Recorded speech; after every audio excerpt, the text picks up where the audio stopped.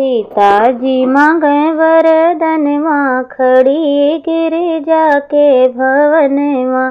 सीताजी मांगे वरदानवा खड़ी गिरिजा के भवनवा। राजा दशरथ ससुर जे मांगे, राजा दशरथ जस ससुर जे मांगे।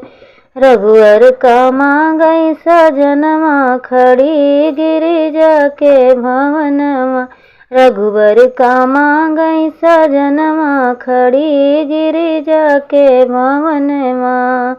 सीताजी मांगे वरदानवा खड़ी गिरिजा के भवनवा। लक्ष्मण जैसन दियवर जे मांगे, लक्ष्मण जैसन दियवर जे मांगे। लव कुश जे मांगई लालनवा, लव कुश जे मांगई लालनवा खड़ी गिरिजा के भवनवा।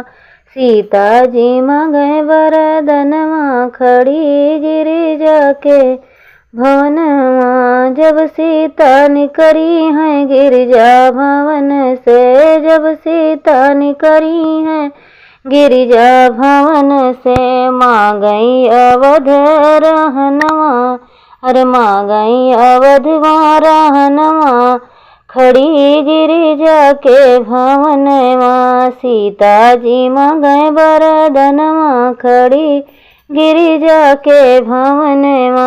सीताजी मांगे वरदानवा खड़ी गिरिजा के भवनवा। Thank you.